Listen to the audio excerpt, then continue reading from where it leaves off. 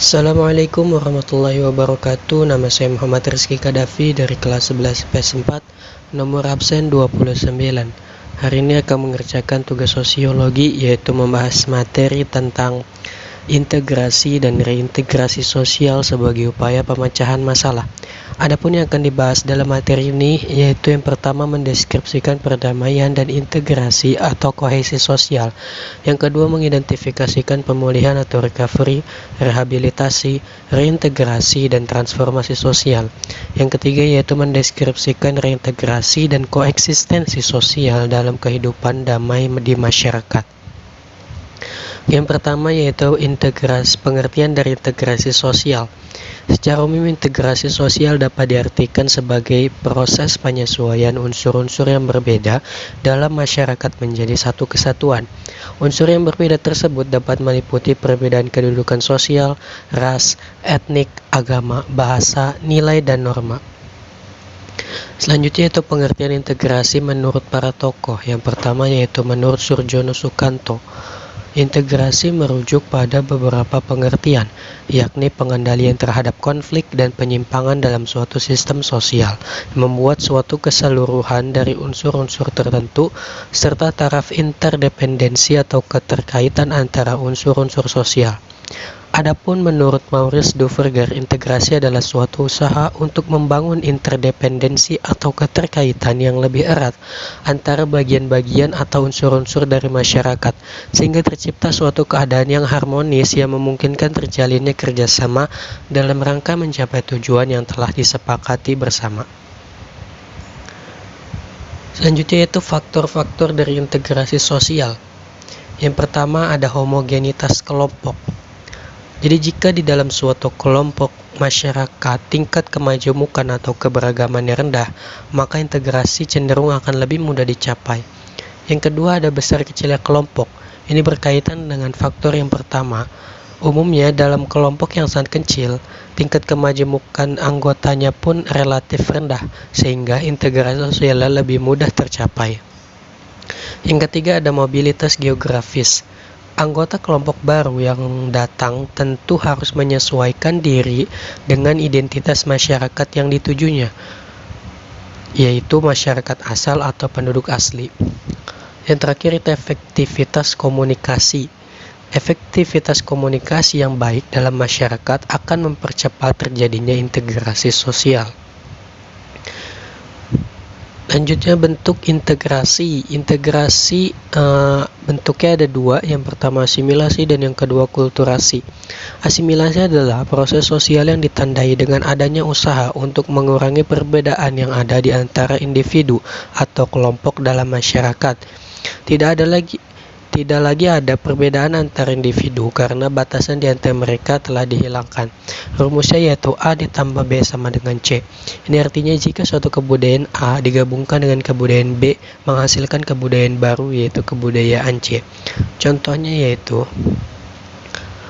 percampuran musik Melayu dengan pengaruh musik India yang kemudian menghasilkan genre musik baru yaitu dangdut. Jadi dangdut merupakan asimilasi atau percampuran di antara musik Melayu dan juga musik India. Selanjutnya itu akulturasi. Akulturasi adalah proses penerimaan unsur budaya baru namun tidak menghilangkan unsur budaya yang telah dianutnya. Rumusnya yaitu A ditambah B sama dengan AB. Jadi jika suatu kebudayaan A digabungkan dengan kebudayaan B, maka dua kebudayaan tersebut akan bergabung tanpa menghilangkan unsur dari kedua budaya tersebut. Contohnya yaitu Masjid Menara Kudus merupakan akulturasi antara Islam dan juga Hindu, di mana di sisi Islam fungsinya sebagai masjid dan dari sisi Hindu yaitu ciri fisik menyerupai bangunan pura agama Hindu. Lanjut, bentuk-bentuk integrasi sosial. Yang pertama ada integrasi normatif. Integrasi normatif dapat diartikan sebagai bentuk integrasi yang terjadi akibat adanya norma-norma yang berlaku di masyarakat. Contohnya yaitu banyaknya pulau di Indonesia membuat munculnya berbagai macam keberagaman antar suku dan budaya, di mana setiap daerah pasti memiliki norma yang mengikat dan mengatur di kawasan tersebut. Perbedaan itu dapat disatukan dengan norma yang dianut bangsa Indonesia, yakni Bhinneka Tunggal Ika. Jadi Bhinneka Tunggal Ika ini merupakan norma yang mempersatukan semua perbedaan yang ada di Indonesia.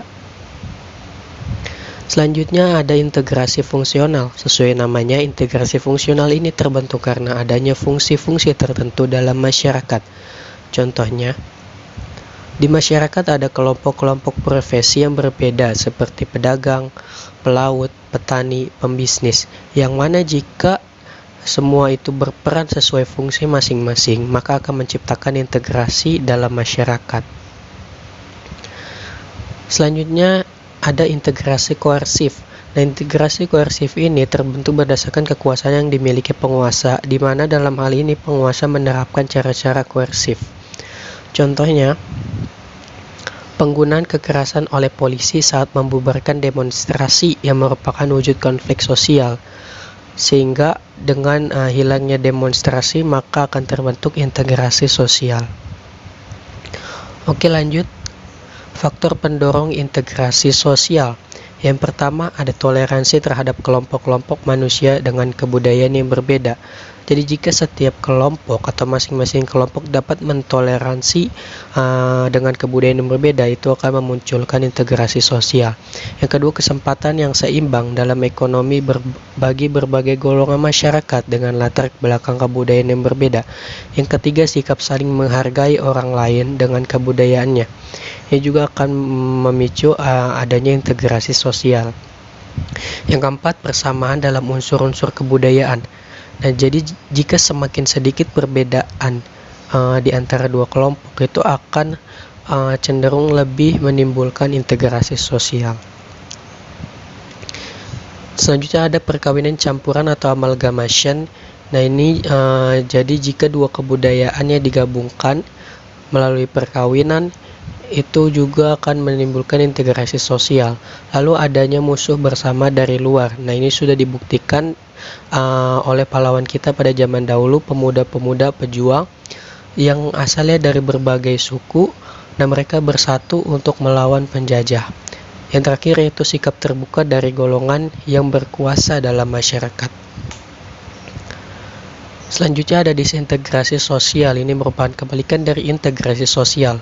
Jadi jika setiap masyarakat mengalami perubahan, pasti mengalami perubahan. Pada dasarnya perubahan tersebut merupakan proses modifikasi struktur sosial dan pola budaya dalam suatu masyarakat. Itu selanjutnya yaitu pemulihan atau recovery, rehabilitasi, reintegrasi, dan transformasi sosial. Yang pertama ada pemulihan. Nah, pemulihan atau recovery di sini berarti adalah serangkaian kegiatan untuk mengembalikan keadaan dan memperbaiki hubungan yang tidak harmonis dalam masyarakat akibat konflik.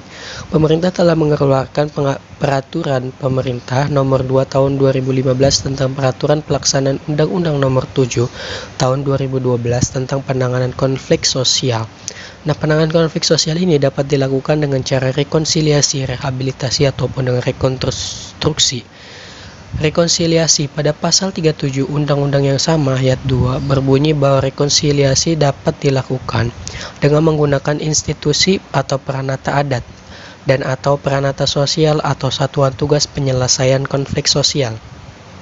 Lalu ada rehabilitasi. Rehabilitasi ini ditunjukkan pada daerah yang terkena konflik dan daerah pasca konflik.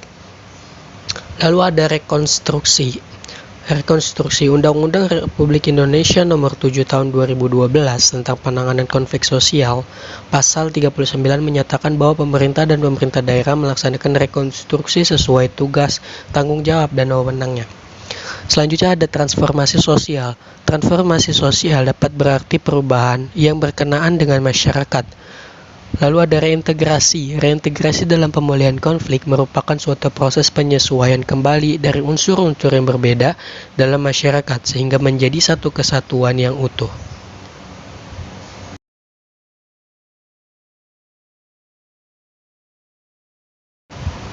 Selanjutnya upaya pemerintah dalam menciptakan integrasi sosial. Yang pertama yaitu melakukan perpindahan penduduk secara terprogram. Yang kedua membuka daerah-daerah terisolir melalui pembangunan infrastruktur. Yang ketiga menerapkan otonomi daerah. Yang keempat pemerataan pendidikan.